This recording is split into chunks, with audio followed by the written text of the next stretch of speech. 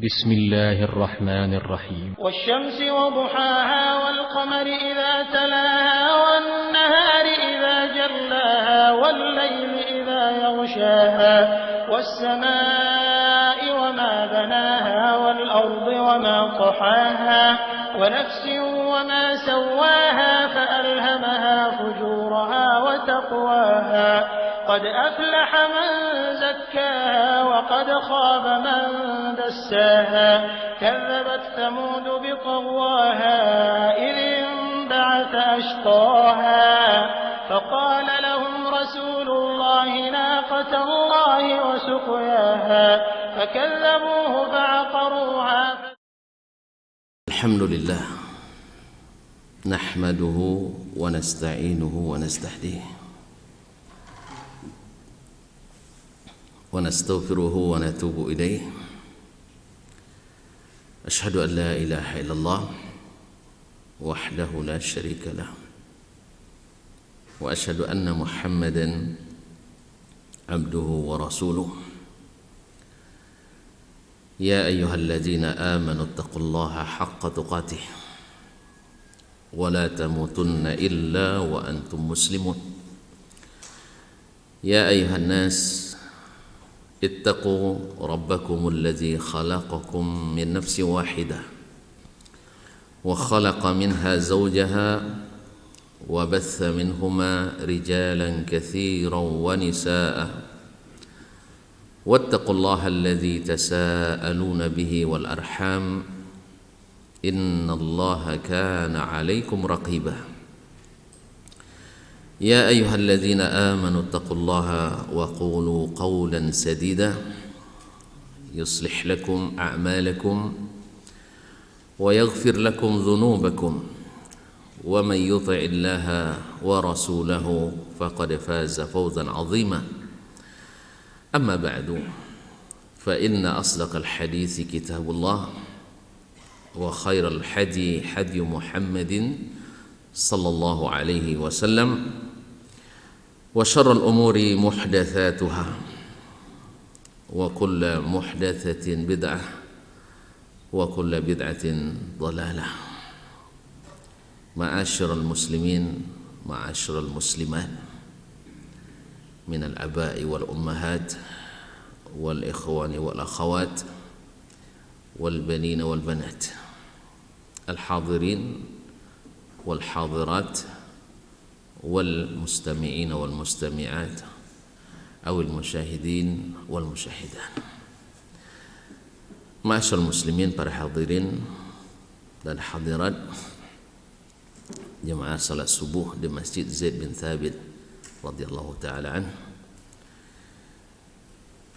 para pendengar ataupun para pemirsa dimanapun berada, alhamdulillah pada subuh ini Allah masih memberikan rahmatnya kepada kita, menikmati indahnya bersama subuh di rumahnya ini. Setelah itu kita isi pula dengan majlis al-ilm, majlis az-zikir, yang kita harap mudah-mudahan menambah ketakwaan kita kepadanya dengan menambah ilmu yang berbuah amal atau mengingatkan ilmu untuk semakin bersemangat beramal. Dan amal itulah yang menambah ketakwaan kita, karena takwa itu adalah melaksanakan perintah Allah dan menjauhi larangannya. Dan tahunya kita mana perintah mana larangan dengan ilmu. Maka Allah jadikan majlis ilmu sebagai jalan memudahkan ke surga.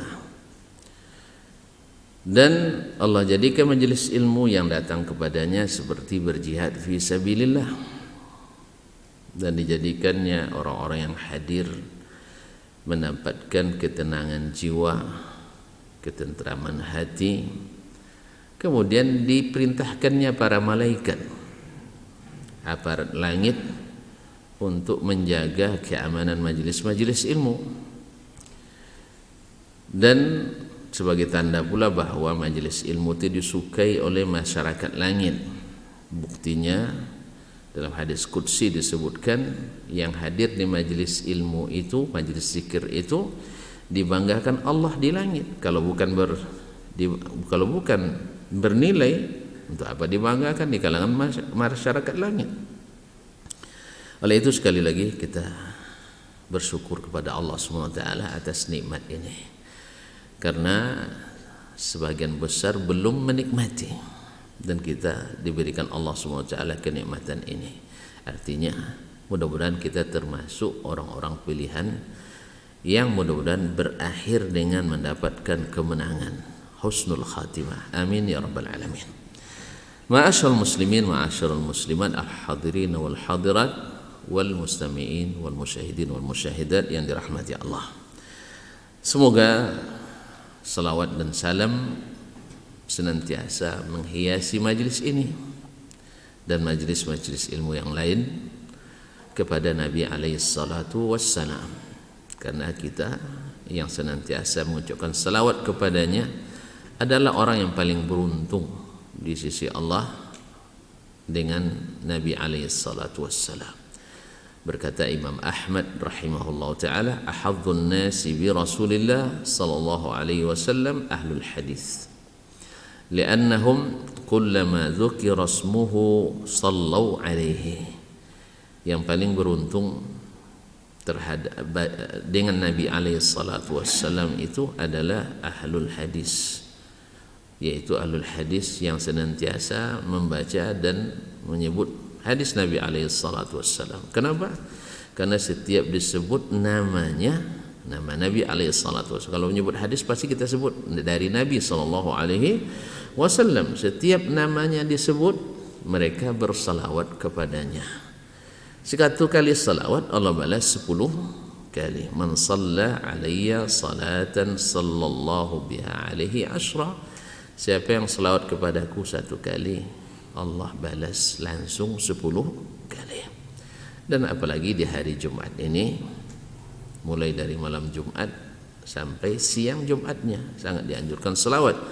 Dan seperti kata Imam Ibnul Qayyim rahimahullah ta'ala, lebih afdalnya di siang hari ini.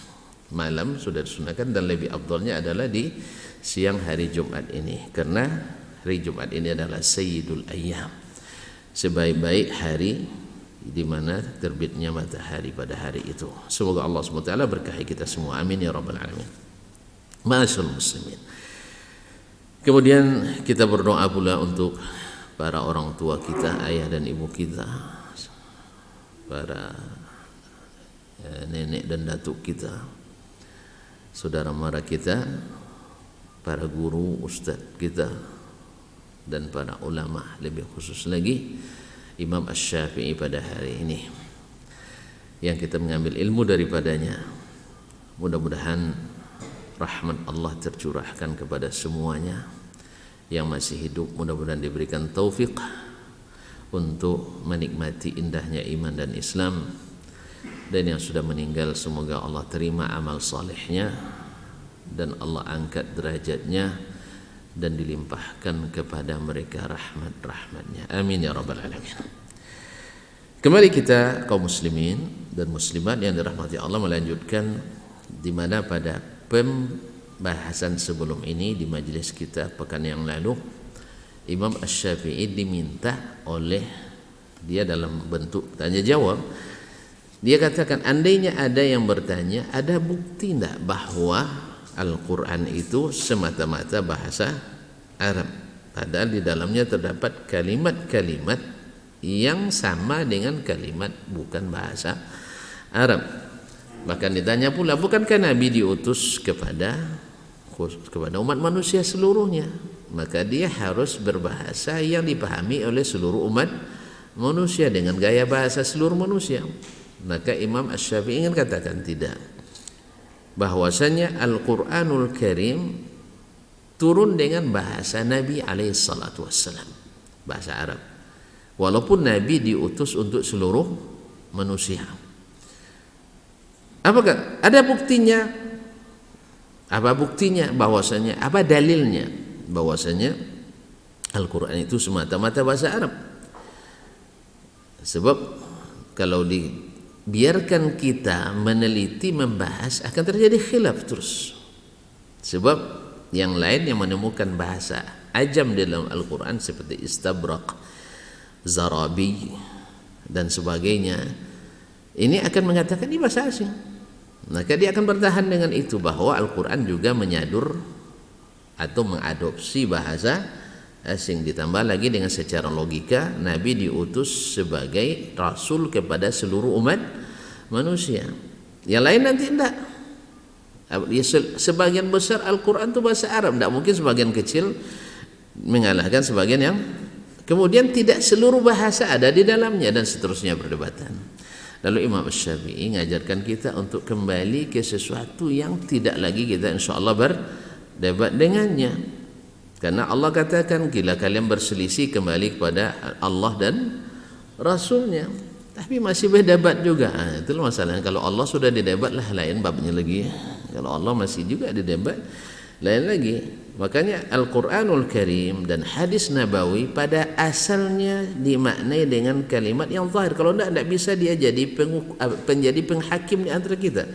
Kalau Al-Quran masih juga diperdebatkan, berarti kita tidak bisa menjadikan Al-Quran sebagai pemutus.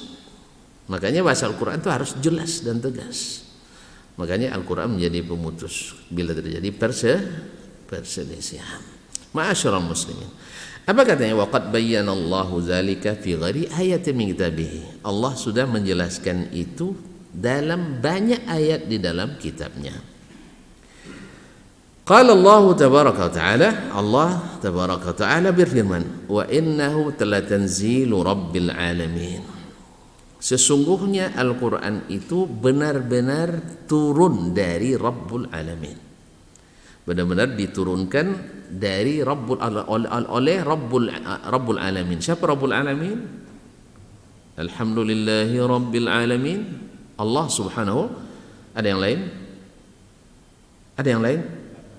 Syirik kita.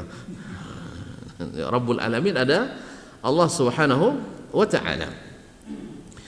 Bahwasanya Al-Quran benar-benar.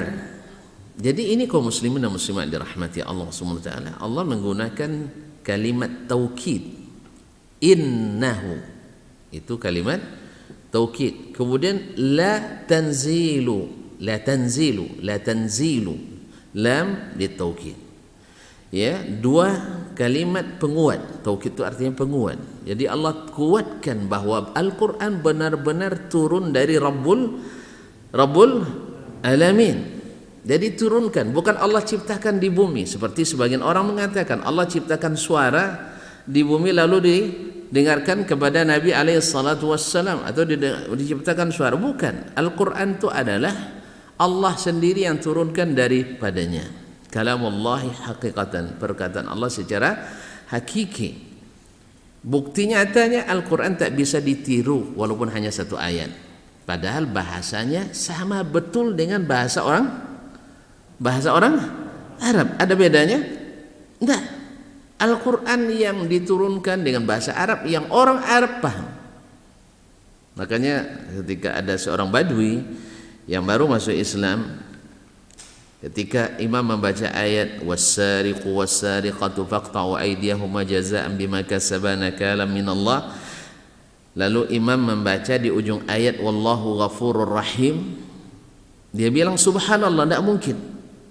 Sebab apa tidak mungkin? Karena siapnya mengatakan pencuri laki-laki, pencuri perempuan, potong tangan keduanya sebagai peringatan dari Allah dan balasan apa yang mereka lakukan. Nah, kalau potong tangan, Maha Pengampun Maha Penyayang ujungnya. Tidak tahu ya. Kalau kita bisa aja mengumpulkan yang saling bertentangan, tapi orang Arab uslubnya tidak mengizinkan itu. Wallahu ghafurur rahim. Allah Maha Pengampun Maha Penyayang, tidak mungkin. Kalau pengampun tidak dihukum lagi. Penyayang tak mungkin dipotong. Iya. Betul enggak? Makanya ayat mengingatkan wala ta'khudhuhum bihi ma ra'fatun fi dinillah. Ketika menerapkan hukum Allah tidak boleh kasihan lagi. Ra'fah. Kalau kasihan tak akan jadi Al-Gojo orang penakut, penyayang atau orang yang jadi Al-Gojo? Tuan-tuan, yang lemah lembut. Kalau lemah lembut dia tidak jadi, senetes air mata saya katanya tidak jadi dia. Jadi makanya wallahu azizun hakim, yang pas ujungnya adalah Allah maha perkasa, maha kuat, kemudian hakim, dan ada hikmah. Artinya segala hukumnya pasti benar, tidak perlu dibahas lagi.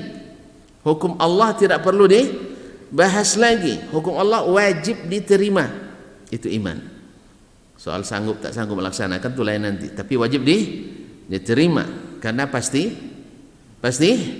betulnya. Tapi saya belum bisa melakukannya sebab kalau dipotong tangannya banyak tangan yang potong di sini Ustaz katanya. Kalau itu lain lagi hababnya. Ya kalau diterapkan potong tangan di kita sekarang ini banyak yang potong, banyak yang terpotong tangannya, maka takut dia. Takut. Sebenarnya kalau yang korupsi tidak perlu potong tangan. Tapi potong kaum muslimin dan muslimat dirahmati Allah SWT. Tidak potong tangan. Ada yang nanya ke saya dulu, Ustaz, korupsi itu potong tangan? Tidak. Dia tidak mencuri, dia ngorup. Dia bukan pencuri, sebab dia mengambil harta yang di bawah kuasanya. Pencuri namanya? Enggak, ini pengkhianat. Mana lebih parah, pengkhianat atau pencuri? Pengkhianat lebih parah. Awak dipercaya dia berkhianat, ya, dan maka hukumnya koruptor tidak potong tangan, tapi potong leher. Tergantung pemerintah yang menerapkan. Ini bukan kita yang tetapkan, karena nggak ada ketetapan dari Allah Subhanahu wa taala tentang korupsi. Tapi yang mencuri lain babnya dengan korupsi. Mana lebih parah? Tuan-tuan lebih benci pencuri apa benci korupsi? Yang betul lah, yang koruptor dihormati, yang pencuri di pelasa. Tahu kaum muslimin dan muslimat. Berarti kita lebih benci pencuri pada apa? Dari koruptor. Kaum muslimin dan muslimat. Nah ini bahasa mereka, di bahasa dah paham. Ketika membaca ayat alhaakumut takatsur, orang Badui juga yang baru masuk Islam atau orang Badui yang belum belum menjadi faqih di dalam agama, dia langsung paham. Pasti kalian dibangkitkan. Kenapa pasti dibangkitkan? Karena zurtum, ke kuburan itu bahasanya ziarah. Kau ziarah, berkunjung lama, selama apapun pasti akan kembali. Makanya kuburan bukan peristirahatan terakhir. Ya, ini banyak kesalahan para ya, ketika acara pelepasan jenazah kita antarkan ke peristirahatan terakhir. Siapa tahu jangan-jangan ini azab yang berkelanjutan, nauzubillah. Karena di kuburan itu ada azab, ada nikmat. Jadi kita bukan ngantarnya ke peristirahatan terakhir, itu adalah persinggahan pertama. Nabi menyebutnya awwalu manazilil akhirah, yaitu persinggahan pertama ke akhirat. Dan itu termasuk persinggahan panjang enggak ya? Panjang enggak? Tergantung, kalau wafat menjelang kiamat kan enggak terlalu lama. Tapi yang jelas, siapa yang dalam keadaan nikmat diperlihatkan kepadanya tempatnya di surga, maka dia tidur seperti tidurnya pengantin. Tapi dan dia akan katakan, ya Allah cepatkanlah kiamat. Tapi siapa yang tak dapat nikmat, dapat azab, dia bilang, ya Allah jangan dirikan kiamat, tolong kembalikan saya dapat bersedekah. Nah, sedekah rupanya yang pertama teringat di akhirat. Jadi kaum muslimin dan muslimat selama masih dunia cepat bersedekah, ya, cepat bersedekah. Kaum muslimin, ini diantaranya bahwa bahasa Arab itu orang-orang yang paham bahasa Arab, maka dia akan akan lebih paham Al-Qur'anul Karim.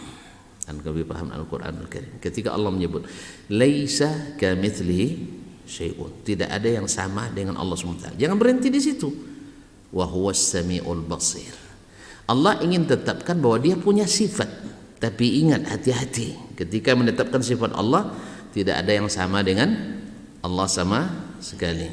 Wa huwas samiul basir, tidak ada yang sama dengannya, tapi dia melihat dan mendengar. Sebab kita melihat, ya tak? Seluruh makhluk hidup Allah melihat, ya tak? Makanya sebelum menetapkan Allah melihat, laisa kamitslihi syai'un. Allah mendengar, Dan kita juga mendengar. Sebelum menetapkan Allah SWT mendengar, ingat bahwa Allah mendengar tidak sama dengan mendengar kita. Inilah kaidah yang harus dipahami oleh setiap orang meyakini tentang Allah. Makanya ketika Allah menyebutkan Allah bal yadahu mabsutatan, tangan Allah keduanya terbentang, jangan samakan dengan tangan jangan samakan dengan terbentangnya tangan makhluk. Seluruh yang kita bayangkan tentang tangan yang terbentang itu adalah batil. Seluruh yang terbayang oleh kita, karena Allah tidak sebutkan hakikatnya seperti apa. Tapi terbentang tahu maknanya? Tahu. Tangan tahu maknanya? Tahu. Tetapi tangan Allah tidak satu pun makhluk yang menyerupainya. Jelas? Inilah paham bahasa Arab yang benar. Paham bahasa Arab yang benar. Jadi siyak sibak sangat menentukan makna. Makanya sama juga dengan ceramah, jangan dipotong-potong. Kalau salah potong nanti berbahaya. Benar-benar kalau kadang sengaja orang salah memotong. Orang sedang menukil perkataan orang lain seolah-olah itu adalah fatwanya dia sendiri. Jelas? Dia menukil sebuah fatwa yang salah. Oh, berkeluarga dikatakan, tiba-tiba dipotong di situ. Seperti dulu ada orang memotong video ceramah seorang dai di Arab Saudi bahwa dia menghalalkan yang ini, yang jual diri ini apa namanya? Prostitusi. Dia sedang menceritakan tentang hukum di sebuah negara yang menghalalkan itu, bukan di Arab Saudi, tapi yang anti Wahabi, masya Allah, bergembira motongnya. Semoga Allah beri hidayah kepada siapapun yang berdusta. Amin. Ya, makanya hati-hati kaum muslimin dan muslimat dirahmati Allah. Kembali ke sini. Wa innahu la tanzilu rabbil alamin, sesungguhnya Al-Qur'an benar-benar tanzil, diturunkan oleh Rabbul Alamin. Nazala bihirul amin. Gimana turunnya? Ini Allah jawab sebenarnya. Allah langsung jawab. Gimana turunnya? Allah di atas, kita di bawah. Allah turun ke bawah juga. Ya, jangan seperti kata Ibnu Furak ketika bicara di depan Sultan Mahmud Subektikin. Dia katakan tidak mungkin Allah di atas, sebab kalau mungkin di atas mungkin di bawah. Dia pakai apa? Akal. Segala yang mungkin Allah di atas, mungkin di bawah. Enggak, kata Sultan Mahmud, enggak, bukan saya yang mengatakan sehingga itu lazim bagi saya. Yang mengatakan di atas itu Allah. Kenapa kita katakan enggak di bawah? Karena dia enggak bilang di bawah. Sah? Betul? Jadi kita enggak mungkin katakan Allah di bawah. Kan ini yang menjadi syubhat besar bagi kaum muslimin. Sebagian kaum muslimin mereka mengatakan kalau seandainya Allah turun di sepertiga malam terakhir ke langit dunia, arasnya tinggal, berarti dia di bawah aras, kan gitu ya? Iya tak?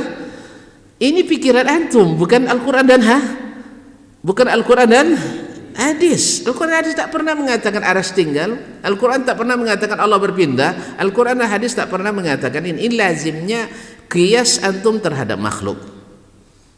Jelas ya? Jadi kita hanya mengatakan apa yang Allah katakan, tak boleh ditambah. Kata Imam Syafi'i, tak boleh kita tambah satu huruf pun. Ya, dalam Muqaddimah Risalah kemarin kita tidak boleh mensifati Allah lebih dari yang dia sifati. Sebagaimana nas Al-Quran dan hadis hanya sebatas itu. Inilah yang sahih. Kalau kita carikan makna lain nanti salah, kita pasti salah. Pasti salah. Seperti orang menakwilkan istawa dengan istaula. Istaula, mana yang lebih baik maknanya? Istawa atau istaula? Lebih baik istawa, maka Allah pilih itu. Tidak dikatakannya istaula, karena istaula dalam bahasa Arab, silakan balik kamus seperti kata Imam Al-Azhari, dia katakan bahwasanya istaula itu seseorang asalnya tak menguasai, habis itu menguasai. Jelas? Misalnya masjid ini dulu tidak dikuasai oleh seseorang, misalnya Pak Usman misalnya, atau Zaid bin Sabit, dia namanya Zaid ya, dikuasai oleh pengurus lain. Tiba-tiba dia kudeta misalnya. Ada orang kudeta? Ada juga kadang-kadang. Misalnya dia ambil alih, itu namanya istaula. Sebelumnya menguasai, lalu dia kuasai. Tuan-tuan rela enggak Allah sebelumnya enggak menguasai aras? Rela? Makanya makna ini buruk sekali tanpa disadari oleh sebagian saudara kita kaum muslimin, sehingga memilih menukar kalimat istawa dengan istaula. Lari dari makna yang Allah tetapkan, dicari makna yang lebih buruk, yang tak patut disifati Allah dengannya. Yang tak patut Allah disifati dengannya. Kenapa? Karena ada syubhat akal tadi. Syubhat akal. Kalau begini mesti begitu, kalau begini, semuanya dikiaskan kepada makhluk. Maka kita Al-Quran turun dengan bahasa Arab yang jelas. Maka ini maksudnya. Ala qalbika litakuna minal munzirin. Yang bawa turun itu siapa? Jibril, Ruhul Amin, ruh yang amanah, Ruhul Amin. Ala qalbika litakuna minal munzirin, diturunkan ke hatimu supaya kamu menjadi salah seorang dari nabi yang memberi peringatan. Itu tujuan nabi adalah memberi peringatan kaum muslimin. Allah pilih di sini litakuna minal munzirin juga makna. Padahal nabi itu kan mubasyirin wa munzirin, kan itu ya? Itu dah mubasyirin wa munzirin. Nabi kan gelar dengan Bashir Nazir, pemberi berita gembira dan pemberi berita apa makna Bashir? Menggembirakan, beri kabar gembira. Siapa yang taat masuk surga, ya, siapa yang penyayang Allah sayangi, siapa sedekah Allah tambah nikmatnya, ya tak? Siapa yang berdosa jangan putus asa, ada taubat dan seterusnya. Ini tafsir. Nabi tugasnya mubasyirin, mubasyir. Tapi kenapa Allah pilih munzir? Ayo jawab, yang bisa jawab. Bisa gantikan saya di sini. Kaum muslimin dan muslimat dirahmati Allah. Kenapa? Tidak ada yang jawab. Sebab siapa yang berani memberi peringatan pasti lebih berani memberi berita gembira. Tidak sebaliknya. Orang yang hanya memberi berita gembira belum tentu berani mengingatkan yang salah. Jelas? Tonton jelas. Mana lebih berat, mengingatkan yang salahkah atau meluruskan yang sudah betul? Payah betul. Coba periksa nanti. Udah musim ujian ya, yang jadi guru. Yang jadi guru tunjuk tangan. Tidak ada guru. Antum mana yang lebih senang memeriksa jawaban yang salah atau yang betul? Tidak pernah jadi guru. Belum ujian. Saya ulang lagi. Mana yang lebih susah memeriksa jawaban yang salah apa yang betul? Mana yang bilang yang betul? Jawaban yang betul nilainya langsung. Ya kan? Rukun Islam ada 5. Oke, sah? Kadang tidak periksa lagi itu. Tapi kalau dia bilang rukun Islam ada 7. Sulit nak meriksanya? Sulit. Jadi memeriksa yang salah lebih sulit daripada memeriksa yang betul. Ya tak? HP yang bagus dengan HP yang rusak, mana yang lebih bagus? Lebih mudah mengoperasikannya. Jadi meluruskan yang salah itu berat. Tidak semua orang bisa. Tapi kalau menganjurkan, bapak ini bagus karena suka berinfak di masjid Ibn Sabil, bahkan tanahnya yang sekian luas diwakafkan. Senang nggak? Bapaknya tersinggung nggak?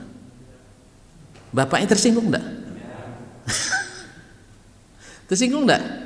Kalau dibilang kusuk-kusuk punggungnya gini, Masya Allah bapak ini ya, sejak masjid ini berdiri, dan tanahnya sudah tanah beliau, bangunannya dia yang bangun. Gembira nggak dia? Atau marah?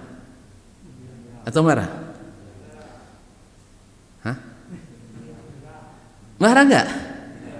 Tapi kalau ada yang ingatkan, misalnya beliau udah janji infak 20 juta, sudah 3 tahun tidak bayar walaupun hanya 1 rupiah. Diingat, Pak, bapak udah janji 2 tahun.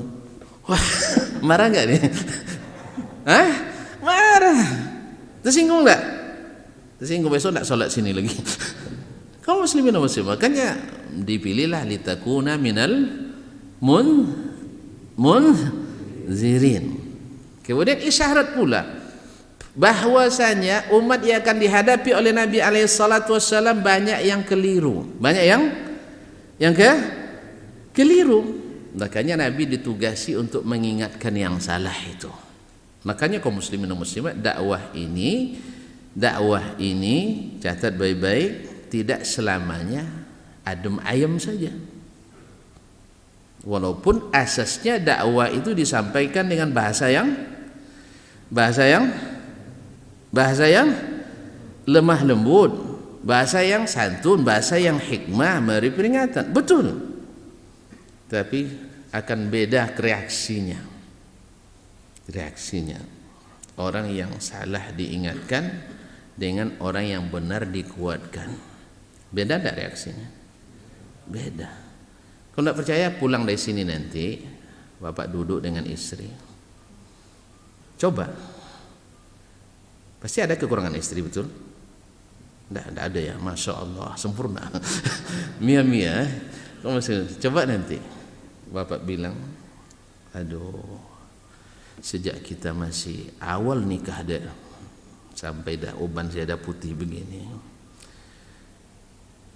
Ya, kemudian dari pengalaman dengan kawan-kawan, tidak ada yang setemukan istri seperti Adi Indah ini. Gimana kira-kira? Mudah lagi rasa hatinya ya. Iya, seperti baru nikah kemarin sore. Muslimin pasti itu. Cuman setelah itu bapak bilang satu, cuman ada satu salah ya. Gimana reaksinya? Hilang itu semua, betul? Dah sebut nanti kalau abang pulang makanan dah tersedia, mau pergi pakaian dah disiapkan. Engkau selepas aku dengan senyum, engkau sambut aku dengan pelukan. Salah tuh? Hah? Dan engkau tak pernah meninggalkan sampai aku benar-benar selesai istirahat dan sebagainya dan sebagainya. Cuman ujung-ujungnya Bapak bilang, cuman memang saya tidur selalu terganggu gara-gara kamu ngorok. Hilang itu semua, Pak, betul tak? Nah, makanya kaum muslimin dan muslimat dah sepakat tuh, mana yang berat, mengingatkan yang salah atau mengokoh atau menyebut-nyebut kelebihan. Ya kan yang salah. Nah, siapa yang tahu yang salah itu? Yang tahu mana yang benar. Yang tahu mana yang benar. Kalau tidak tahu yang benar, tidak tahu dia yang salah. Dia tahu yang salah, belum tentu tahu yang mana benar. Ini jawaban Anda nih salah, yang benar gimana Pak? Saya tidak tahu. Iya tak? Coba lihat. Orang tengok jembatan ini salah konstruksinya. Terus yang benar Pak? Itu yang tahu ahlinya. Betul kan? Betul kan? Ini masalah pandai semua, karena dia tidak tahu yang benar. Jelas? Yang salah lebih mudah kita ketahui, tapi yang benar nggak tahu kita. Makanya ketahui yang benar pasti tahu yang salah. Makanya orang yang salah selalu khawatir disalahkan. Betul? Betul? Nah, orang yang salah khawatir disalahkan.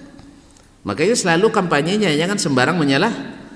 Bukan sembarang menyalahkan, memang tidak boleh. Hati-hati, kita tidak boleh menyalahkan kecuali dengan ilmu. Jelas? Sembarang menyalahkan tidak boleh. Mencari-cari kesalahan tidak boleh. Yang salah pun diungkit-ungkit juga nggak boleh. Cuman mengingatkan yang salah itu wajib bagi yang mengetahuinya. Jadi kita bukan mencari-cari yang salah, itu tidak boleh.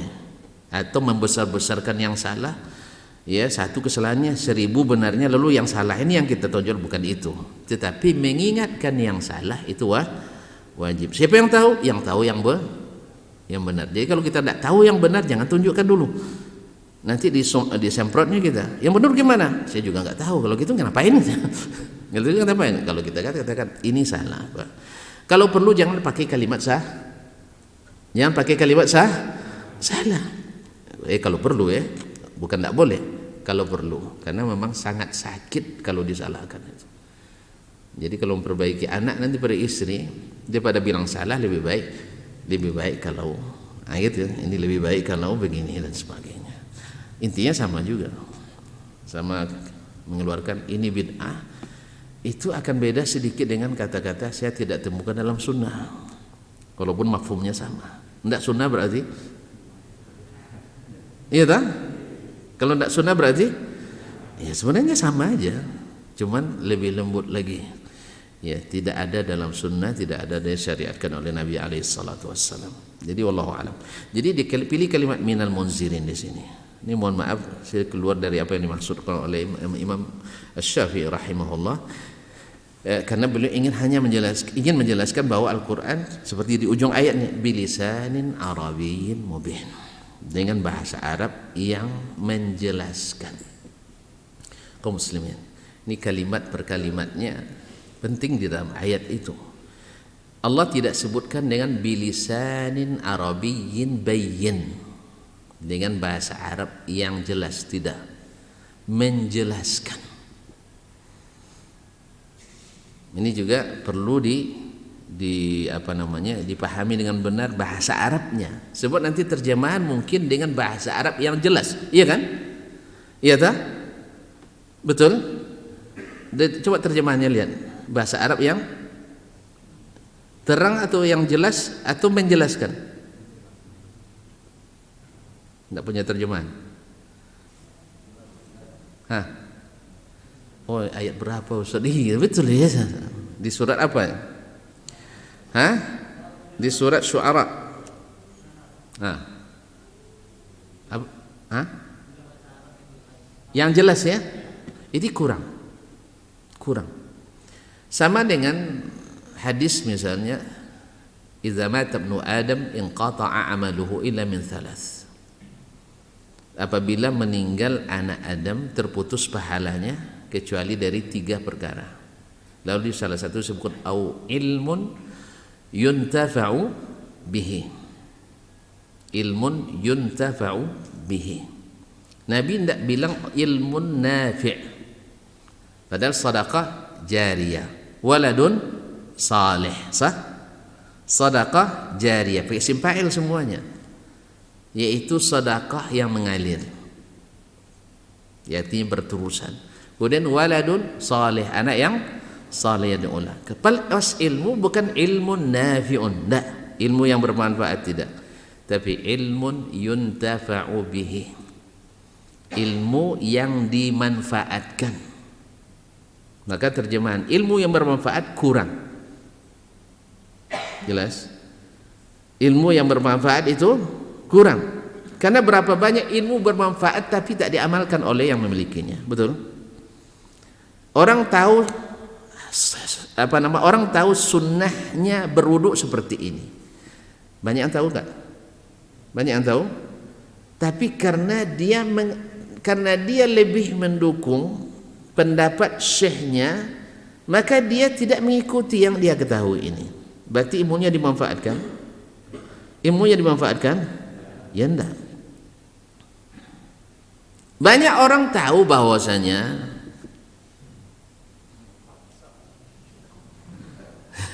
apa namanya ini? Menghisap.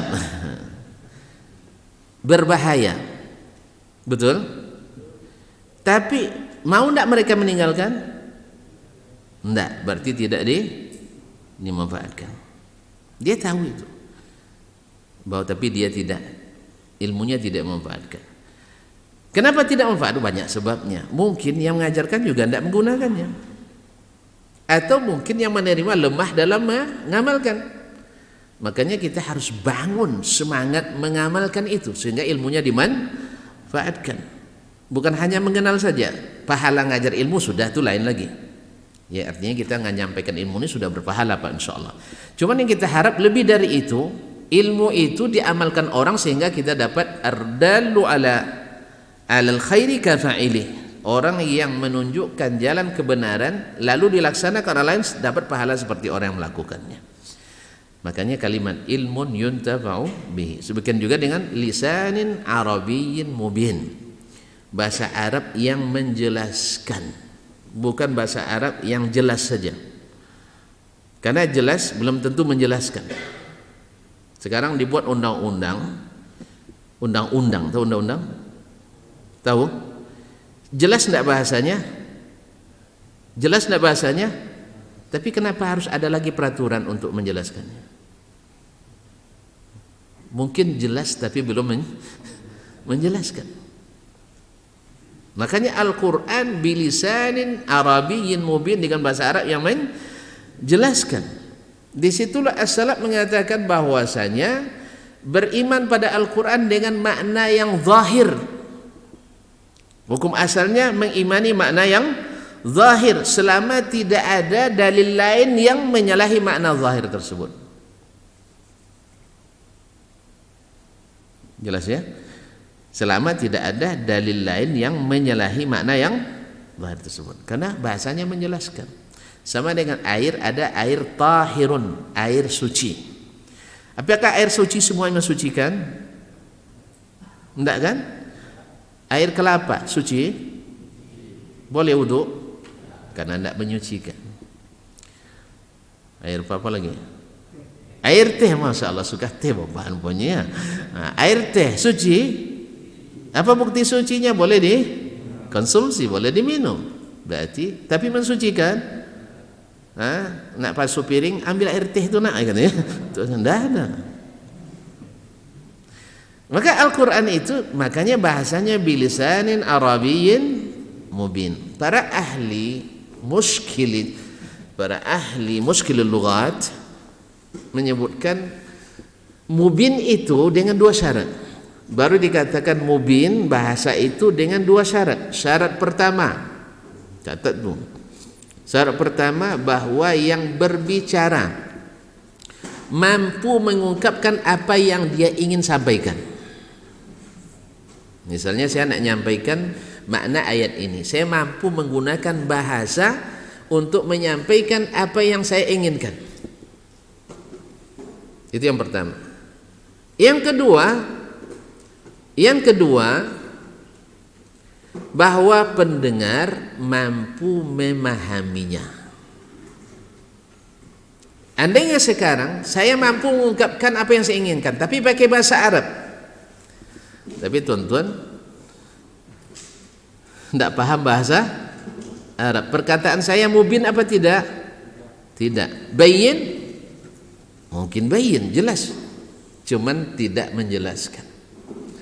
Makanya Al-Quranul Karim hukum asalnya adalah mubin, menjelaskan. Maka dipilih kalimat ini bukan asal pilih, tidak. Makanya syarat kalimat mubin itu adalah satu, yang berbicara mampu mengungkapkan apa yang dia ingin sampaikan.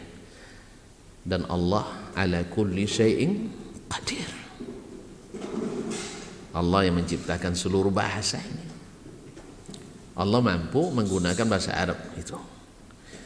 Yang kedua, yang mendengarkan. Dalam hal ini yang mendengarkan siapa? Nabi dan orang-orang Arab. Sama enggak bahasa Arab Al-Quran dengan bahasa Arab orang Arab? Sama enggak? Bilang aja enggak tahu, jangan bilang enggak. Sama. Apa bukti samanya?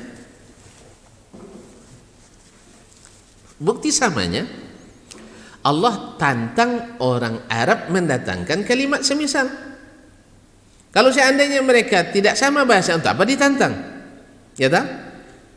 Betul?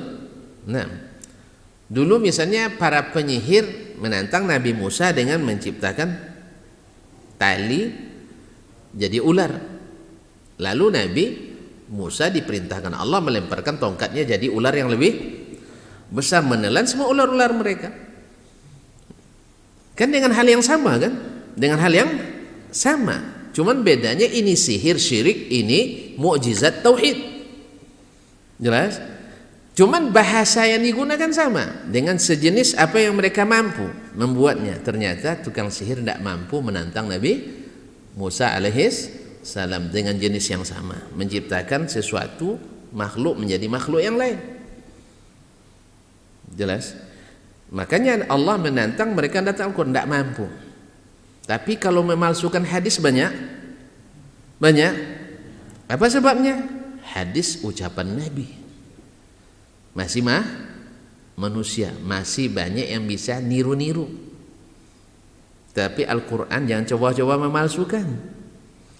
Ya, dipalsukan orang di Irian Jaya sana, langsung orang Aceh tahu dia habis Quran. Orang Riau tahu dia hafiz Quran. Bahkan orang Afrika sana tahu dia. Kalau ada yang dipalsukan. Tapi kalau hadis enggak. Buktinya banyak ulama yang membawakan hadis palsu. Banyak ulama bawa hadis palsu? Banyak. Banyak. Iya. Banyak sekali ulama menyebutkan dalam kitabnya hadis palsu. Mohon maaf dengan sebesar-besarnya. Saya takut juga mengucapkan ini nanti. Ya. Nggak usahlah saya ucapkan, nantilah sampai waktunya. Soalnya nanti tuan-tuan ketakutan nanti. Nantilah saya sampaikan pada waktunya. Kalau perlu disampaikan, kalau enggak juga nanti. Ya, kalau perlu saya sampaikan nanti. Jadi banyak ulama yang membawakan hadis palsu. Sebabnya banyak, mungkin mereka nggak tahu itu hadis palsu. Atau dalam ijtihadnya waktu itu menyangka itu hadis sahih. Karena dia lihat perawinya menurut dia aman-aman saja. Sebagaimana kita hari ini, awal ngaji dulu kita tidak menyangka ini salah jalan. Tetapi setelah kita membaca kitab para ulama lagi, oh ternyata ini keliru. Banyak misalnya saya di pondok dulu belajar akidah ini. Ya Husnul Hamidiyah, Kifayatul Awam, kemudian Hasyiatud Dusuqi dan Ummul Barahin As-Sanusiyah dan sebagainya. Lalu itulah yang benar waktu itu. Karena tidak pernah membaca kitab Usulus Sunnah, tidak pernah membaca Syarhus Sunnah Al-Baghawi, tidak pernah membaca Asy-Syari'ah Imam Al-Ajurri, tidak baca kitab Sunnah Imam Ahmad dan seterusnya, kitab Tauhid Ibnu Khuzaimah yang isinya adalah riwayat-riwayat. Kalau yang kami baca dulu adalah akliyat, logika. Kalau ini Al-Quran dan hadis. Tentu yang kita jadikan patokan Al-Quran hadis atau pemikiran. Kalau begini mesti begitu. Atau qala Allah wa qala Rasul. Kata Allah dan Rasulnya sallallahu alaihi wasallam. Dia tahu kita pada awalnya kita nggak tahu. Sebab apa? Itu yang kita dapatkan. Mungkin ini sebabnya kenapa dalam buku sebagian ulama terdapat sebagian atau hadis palsu. Jelas? Bahkan tidak sedikit pula sebagian hadis yang disebutkan oleh ulama tersebut dalam kitabnya hadis palsu. Ya, sebabnya kita berbaik sangka saja, mungkin beliau tidak tahu itu hadis palsu biasa. Karena memang tidak seperti kata Imam Syafi'i, saya tidak mengetahui seorang alim pun menguasai seluruh sunnah. Jadi ketika dia temukan qala Rasulullah dari seorang alim yang lebih alim dari dia sebelumnya, Syekh saja bilang itu hadis, tentu saya bilang hadis. Oh, di mana dapat? Dalam kitab imam mana? Imam Al-Ghazali misalnya. Siapa yang tidak segan sama Imam Al-Ghazali? Betul? Betul?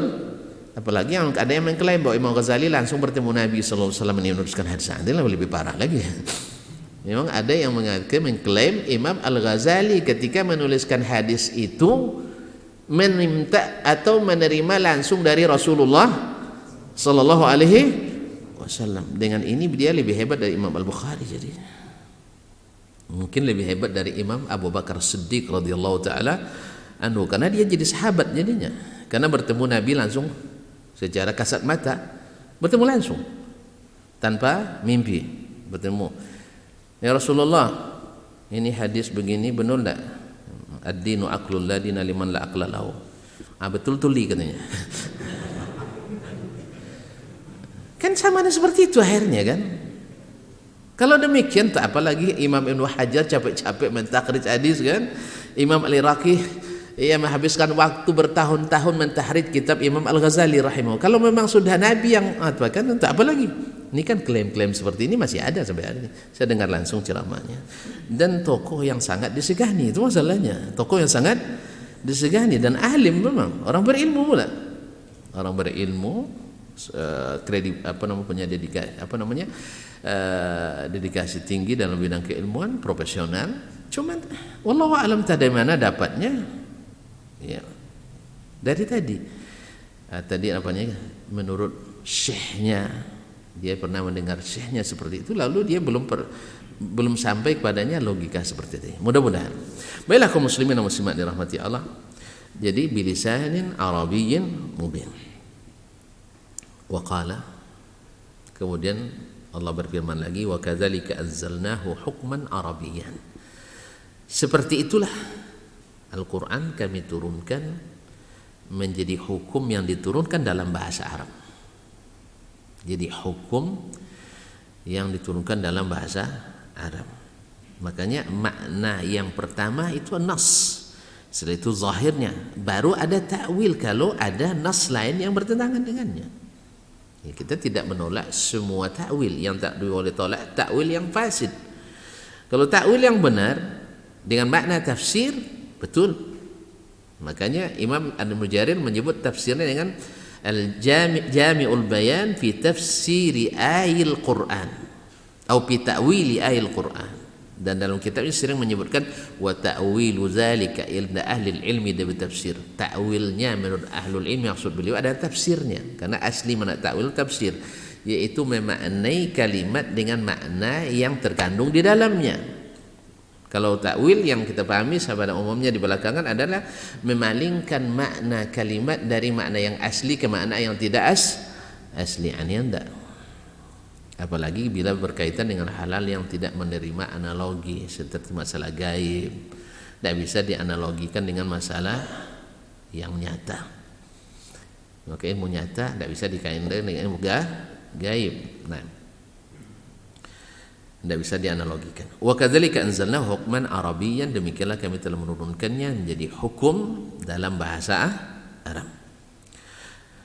Wa qala, kemudian berfirman pula Allah SWT, wa kadzalika auhayna ilaika qur'anan arabiyyan, demikianlah kami telah mewahyukan kepadamu Quran dalam bahasa Arab, litunzira ummal qura wa man haulaha, untuk kamu berikan peringatan kepada ahlul ummul qura, penduduk ummul qura Makkah al-Mukarramah, wa man haulaha, dan yang sekitarnya, karena dakwah Nabi mulai di Makkah. Jangkauan dakwah awalnya adalah di Makkah dan yang sekitarnya. Wa qala, sebenarnya kalau dipanjangkan panjang lagi, tapi cukup begitu aja ya, bahwasanya Al-Quran dalam bahasa Arab. Wa qala, Allah berfirman lagi, Hamim wal kitabil mubin. Hamim, demi kitab yang menjelaskan, bukan lagi bayyin tapi mubin, kitab jelas dan jelaskan. Inna ja'alnahu Qur'anan Arabiyyan la'allakum ta'qilun, dalam surah Az-Zukhruf ayat 1-3. Sesungguhnya kami telah menjadikan Al-Qur'an dalam bahasa Arab la'allakum ta'qilun, agar kamu memahaminya. Sebab nanti kalau diturunkan dalam bahasa Ajab, pasti orang Arab akan coba dalam bahasa Arab aja mereka sudah menuduh Nabi mu'allamun, Nabi itu diajar oleh orang lain. Coba bayangkan, apalagi kalau turun bahasa Indonesia, bahasa Jawa pula. Ini pasti Nabi dapat Muhammad ini, kata orang Quraisy, diajar oleh orang Ajam. Nanti kalau bicara tentang dakhil tafsir, akan ada tuduhan-tuduhan bahwa Al-Quran itu diambil dari bahasa Injil, bahasa Taurat dan seterusnya. Karena ada kesamaan. Karena memang asalnya Taurat dan Injil itu turun dari Allah asalnya. Kisah-kisah banyak yang sama.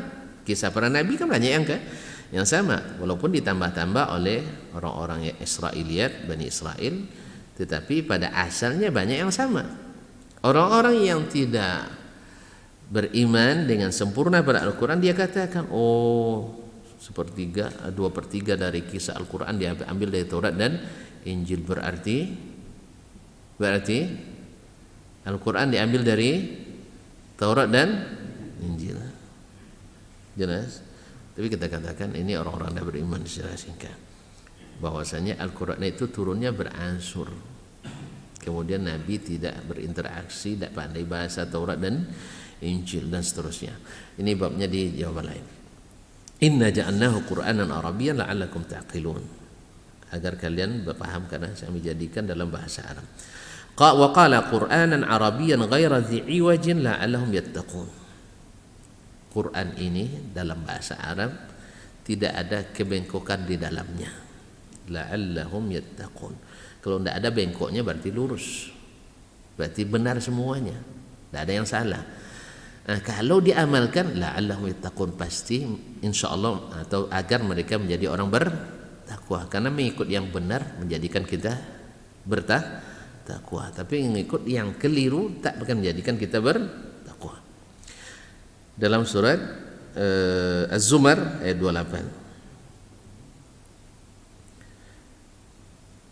Nah, qala Asy-Syafi'i, berkata Imam Asy-Syafi'i rahimahullah setelah menyebutkan ayat-ayat ini, fa aqama hujjatahu, maka Allah telah menegakkan hujjahnya, anna kitabahu Arabi, bahwa kitabnya ini bahasa Arab. Fi kulli ayatin zakarnaha, dalam setiap ayat yang telah kami sebutkan tadi. Thumma akkada dzalika bi anna fa'anhu jalla thanau kulla lisanin ghairi lisanil Arab. Kemudian setelah ayat-ayat menunjukkan bahwa memastikan ukuran besar, Allah nafikan pula Al-Quran bukan bahasa asing. Allah nafikan pula setiap lisan, setiap bahasa selain bahasa Arab. Fi ayataini min kitabi, dalam dua ayat dalam kitabnya. Faqala tabaraka wa ta'ala, lalu Allah berfirman, wa laqad na'lamu annahum yaquluna innama yu'allimuhu bashar. Lisanul ladzi yulhiduna ilaihi a'jamiyyun wa hadza lisanun arabiyyun mubin. Dan surah An-Nahl ayat 103. Kami benar-benar mengetahui mereka itu mengatakan Muhammad ini sallallahu alaihi wasallam hanya dapat pelajaran dari manusia. Berarti mereka percaya tidak Nabi Rasul? Tidak percaya dia kepada Nabi kita alaihi salatu wassalam. Ya, karena kalau percaya pasti tidak disebutnya manusia yang ajarkan, manusia yang ngajarin katanya. Lalu Allah jawab, lisanul ladzi yulhiduna ilaihi ajami, bahasa orang yang mereka tuduhkan Nabi itu diajar oleh mereka orang ajam. Wa hadza lisanun arabiyyun mubin, padahal Al-Quran ini adalah bahasa Arab yang menjelaskan. Bagaimana Nabi diajar oleh orang asing, lalu tiba-tiba dia menyampaikan dalam bahasa Arab. Kaum muslimin dan muslimah dirahmati Allah, tidak masuk, tidak logis. Tapi begitulah hawa nafsu sering datang walaupun tidak sesuai dengan logika yang sehat. Makanya kalau bahasa kita ini hilang patut deh. Tujuh patutnya tidak menuduh Nabi mengambil dari orang asing, sebab bahasa Al-Quran bahasa Arab yang mubin. Ini isyarat pula kaum muslimin dan muslimat, bagaimanapun pinternya seorang penterjemah, dia tidak akan bisa meliputi seluruh bahasa yang dikehendaki dari bahasa asli. Apalagi kalau kita terjemah modalnya modal grammar. Tahu grammar? Tata bahasa. Kalau bahasa Arabnya qawaidul lughah. Kalau qawaid bukan tidak menghasilkan kita bahasa Arab, cuman kedalaman bahasanya pasti beda dengan yang hanya orang Arab asli, dengan hanya kita modal nahwu dan sharaf. Ada seorang profesor buat penelitian ke Amerika karena ada sarjana doktor di bahasa Inggris, dimintalah jasanya untuk menerjemahkan proposalnya. Ini doktor, dosen bahasa Inggris, menerjemahkan proposal penelitian seorang profesor ke Amerika. Sampai di Amerika, untung bertemu dengan mahasiswa yang belajar di sana. Lalu dilihatnya proposalnya. Prof, boleh saya perbaiki proposalnya? Memang kenapa? Memang bahasa Inggrisnya secara grammar tidak salah, tapi secara zauq bahasa itu kan punya rasa kan? Iya, bahasa kan punya rasa. Makanya kadang anekdot dalam bahasa Ocu tidak bisa terjemahan bahasa Indonesia, tidak lucu lagi bunyinya. Ada orang tidak melucu pakai bahasa, tidak bisa. Memang harus bahasa aslinya. Lalu kata beliau, mohon maaf nih Prof, ya, padahal yang buat nih dokter spesialis bahasa Inggris. Cuman dia mungkin tidak pernah belajar keluar ke native speakernya, orang Inggris aslinya. Ini proposal Prof ini, kalau menurut orang Amerika dipahami ini bukan riset, Tapi ini investigasi katanya. Tahu beda, polisi tahu di mana beda investigasi dengan penelitian, beda. Jadi Prof mau investigasi kah atau mau penelitian? Kalau investigasi izinnya beda dengan ulang lagi balik ke Indonesia, bukan buat penelitian usulan baru. Akhirnya kalau gitu terserahlah, perbaikilah. Jadi walaupun di sana mungkin masih S1, tapi karena bahasanya langsung ke orang yang berbahasa Inggris, tidak mustahil lebih hebat secara bahasa, bukan kawaid ya, bukan grammar, tidak, bukan grade, nilai, bukan. Karena mungkin saja di sini sudah dapat TOEFL, yang ke sana belum dapat TOEFL. Misalnya sekarang saya tidak pernah dapat TOEFL, yaitu TOEFL-nya bahasa Arab ya. Tapi ragu dengan bahasa Arab saya. Kaum muslimin dan muslimat dirahmati Allah. Jadi makanya lucu sebagian kita orang Wahabi itu tidak pandai bahasa tidak pandai bahasa Arab. Sebagian ada yang bilang gitu. Saya tidak pandai bahasa Arab. Modal terjemahan Kementerian Agama. Tidak tahu dia bahwa yang merevisi dulu terjemahan itu ketika diterbitkan sana kita. Kaum muslimin dan muslimat dirahmati Allah SWT. Jadi inilah contoh bahwa bahasa Arab itu bukan hanya sekadar qawaid, tidak, tapi bahasa itu. Makanya mana mungkin ini bahasa yang gurunya bukan orang Arab, sedangkan Al-Quran turun dalam bahasa Arab, dan mereka paham sendiri. Nabi SAW bukan orang yang banyak berinteraksi dengan ahlul kitab yang mereka tuh, kecuali dia sudah belajar misalnya 4 tahun ke Amerika waktu itu. Ia belajar sama orang Yahudi ya. Ini beliau tak pernah berinteraksi kecuali perdagangan. Berapa kali Nabi ke Syam ikut berdagang? Sekali dengan pamannya nggak jadi ya. Kemudian berdagang untuk perdagangan Ummul Mukminin Khadijah radhiyallahu taala. Berdagang dia bukan untuk belajar. Kaum muslimin dan muslimat dirahmati Allah. Maka Allah jawab sendiri bahwa bahasa Al-Qur'an bukan bahasa ajam, tapi bahasa Arab yang menjelaskan. Wa qala, kemudian ayat yang kedua yang menjelaskan bahwa Al-Quran itu bukan ajam, disebutkan oleh Imam Asy-Syafi'i, itu dari surat Fussilat ayat 44. Walau ja'alnahu Qur'anan a'jamiyan laqalu laula fussilat ayatuhu a'jamiyyun wa arabi.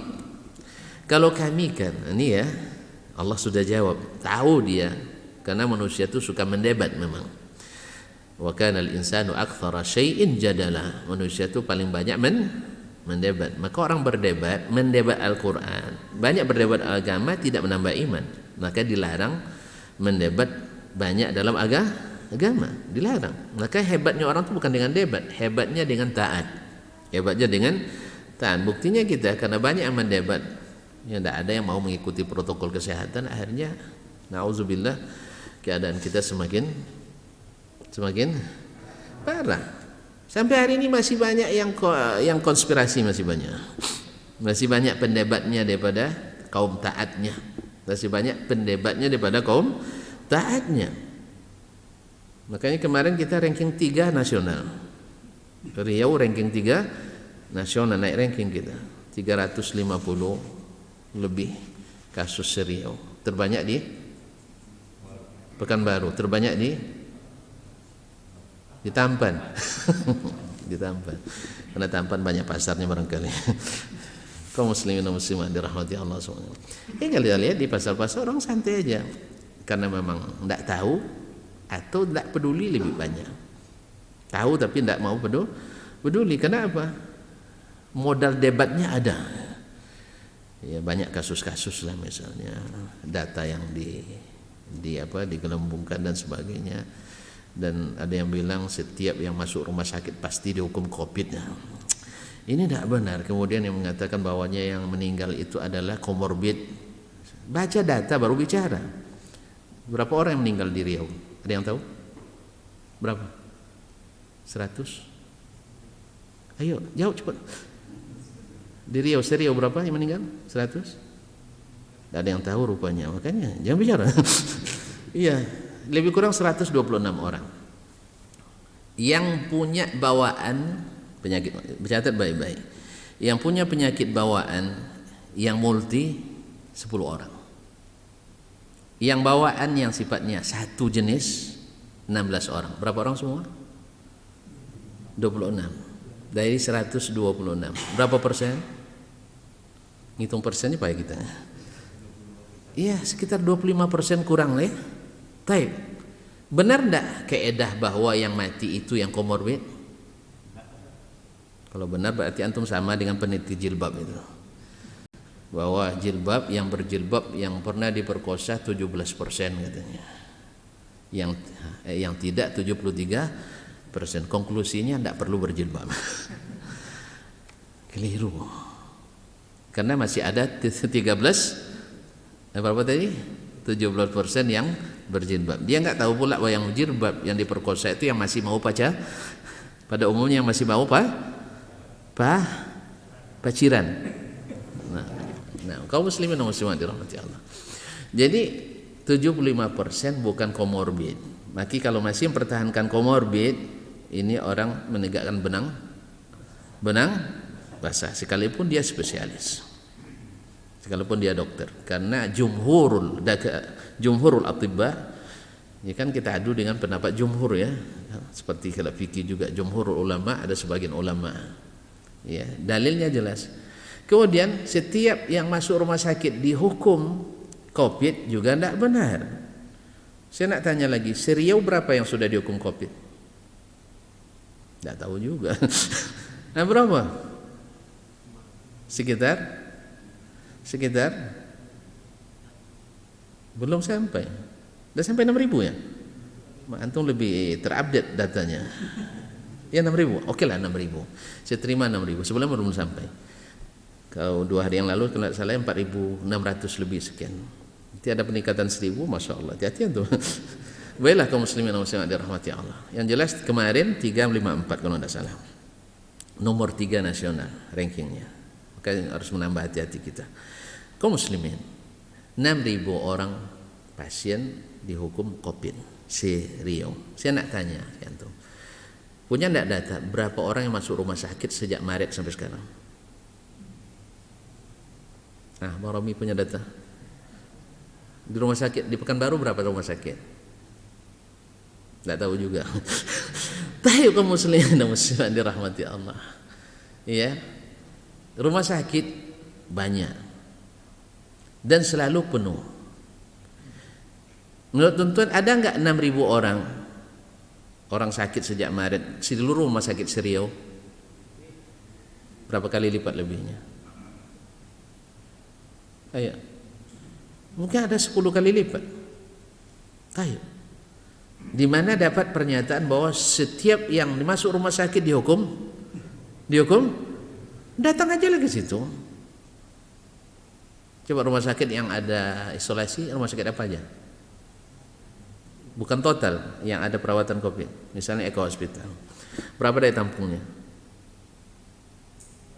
Buat penelitian bawa sana. Nah, kaum muslimin dan muslimat. Dari sekian ratus mungkin ada 10. Dari sekian ratus yang sakit ada 10. Dari mana dapatnya setiap yang masuk rumah sakit dihitung COVID? Ini adalah fitnah lagi terhadap kepada kepada ahli kesehatan.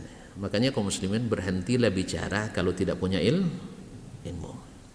Dia bantu bicara karena menimbulkan fitnah bagi masyarakat sehingga kesulitan. Orang berbuat salah, kalau antum punya wewenang untuk perbaiki. Kalau tidak, untuk apa ngomong bikin fitnah kemana-mana? Misalnya saya salah sholat saya, antum punya wewenang nasihati saya. Jangan dijadikan fitnah. Oh, Ustaz Dasman sholatnya auzubillah ya. Entah apa? Antum beruntung? Tidak juga. Betul kan? Makanya uruslah yang menjadi urusan kita. Urusan kita adalah taat kepada aturan yang telah ditetapkan. Mudah-mudahan Allah SWT nanti suatu saat beri kita penanggung jawabnya, dan di saat itu Allah uji pula dengan ujian lebih berat. Nah, silakan. Ya, kita tanggung jawab kita bukan ngurus yang pekerjaan orang. Sebab ngurus kerjaan kita terbengkalai. Makanya rumah tukang tak pernah selesai. Betul? Rumah tukang tak pernah selesai. Apa sebab ngerjain rumah sama orang. Silahkan lihat rumah tukang jarang selesai. Kalau cepat selesai karena mau dijual kadang. Kaum muslimin. Sama ibu-ibu kalau suka ngerumpi, masaknya terlambat. Makanya suka ceritain orang, nanti jadi bahan cerita bagi orang. Jadi bahan cerita bagi orang karena pas suaminya datang masakan belum selesai, ngamuk suaminya aja jadi bahan cerita lagi. Makanya oleh itu jangan terlalu banyak cerita yang bukan-bukan kaum muslimin. Makanya seperti yang kita sebutkan sebelumnya bahwasanya kita sebaik-baik Islam, di antara baiknya Islam seseorang meninggalkan sesuatu yang bukan urusannya. Urusan kita adalah menaati aturan, menaati anjuran, dan kalau seandainya terpaksa melakukan yang tak boleh, ya darurat ada hukumnya, hajat ada hukumnya. Wallahu musta'an. Mudah-mudahan bisa dipahami ya. Marah ya, akan diingatkan jadi marah jadinya. Betul memang kalau disebutkan yang salah marah gitu, betul ya. Tersinggung Ustaz ini, nyinggung saya ini katanya. Iya, nyinggung saya. Memang kalau dikatakan yang salah itu berat, nyampaikannya juga berat. Allah musta'an. Baiklah kaum muslimin, walau ja'alnahu Qur'anan ajamiyan laqalu, kalau kami jadikan Al-Qur'an dalam bahasa ajam, mereka pasti berkata, laula fussilat ayatuhu, kenapa tidak dijelaskan ayat-ayatnya? Sulit kami memahaminya. Ajamiyun wa Arabi, bagaimana pula Al-Qur'an itu turun bahasa ajam pada nabinya orang Arab? Berarti Allah menafikan Al-Qur'an dari bahasa ajam. Bahwa setelah Allah tetapkan Al-Qur'an bahasa Arab, lalu Allah nafikan Al-Qur'an tidak mungkin bahasa ajam. Bagian manusia jadi suka meneban ya. Qala Asy-Syafi'i wa rafa'ana ni'amahu bima khassana bi min makanihi. Kemudian Allah mengenalkan kepada kita segala nikmatnya yang dia khususkan dengan Al-Qur'an ini untuk kita. Dia jelaskan posisinya di mana. Pembahasan ini insyaallah kita lanjutkan pada pertemuan pekan depan insyaallah, dan kita berdoa dan berharap mudah-mudahan Allah angkat wabah ini, dan andainya memang konspirasi, semoga Allah hilangkan segala konspirasi ini sehingga kita kembali normal, kembali beramal, dan tidak ada lagi kekhawatiran dan tidak ada lagi perselisihan yang berkepanjangan. Memang kita umat ini suka berselisih, barang nyata pun kadang diperselisihkan, dan banyak yang meninggal masih berselisih juga ya, dan suka berbicara yang bukan kita ahlinya, karena memang banyak terbiasa dengan ilmu kira-kira dan rasa-rasa, ditambah lagi kurangnya filterisasi berita. Semua yang ditulis lalu dibaca kemudian di-share, disampaikan ke orang lain, dan ada buat penelitian ya, atau apa bukan penelitian, semacam apa namanya hipotesa bahwa berita hoax lebih banyak di-share 10 kali lipat dari berita yang sesungguhnya. Berita hoax itu lebih laku daripada berita yang jujur. Makanya Indonesia secara khusus ini memang raja gosip. Sampai ada teman-teman yang bilang kalau sempat ada lomba gosip sedunia, Indonesia insya Allah jadi championnya lomba gosip. Itulah kita, karena memang filterisasi, karena mulai dari beragama saja kita tidak boleh serius, karena ada yang katakan beragama itu biasa-biasa sajalah, jangan terlalu serius. Saya tidak tahu apa definisi biasa itu ya, beragama biasa saya tidak tahu saya. Yang saya tahu adalah saya merasa biasa saja, walaupun sebagian menuduh sudah luar biasa gitu, sudah keras katanya, awak ada lembut-lembut ya. Kalau bukan karena Covid ini saya selami sama masing-masing semua, cuman karena Covid dihalangi dulu, tapi kadang-kadang ada juga yang tidak tahan gitu. Ustaz ya dipeluknya kan ya, alhamdulillah mudah-mudahan selamat-selamat lah ya. Tidak di apa segan pula kan, tapi mudah-mudahan selamat-selamat semuanya, amin. Dan semoga kita sekali lagi walaupun tak yakin, tetapi buatlah seperti orang yakin saja, supaya kita tidak khilaf lagi ya, supaya tidak berbantah kita.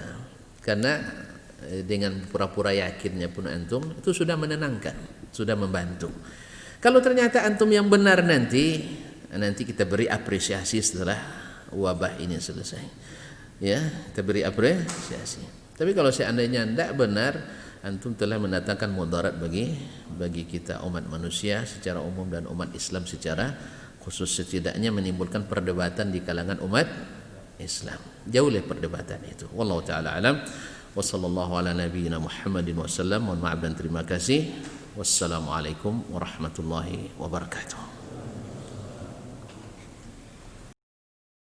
بسم الله الرحمن الرحيم والشمس وضحاها والقمر إذا تلاها والنهار إذا جلاها والليل إذا يغشاها والسماء وما بناها والأرض وما طحاها ونفس وما سواها فألهمها فجورها وتقواها قد أفلح من زكاها وقد خاب من دساها كذبت ثمود بطغواها إذ انبعث أشقاها فقال لهم رسول الله ناقة الله وسقياها فكذبوه فعقروها فدمدم عليهم ربهم بذنبهم فسواها ولا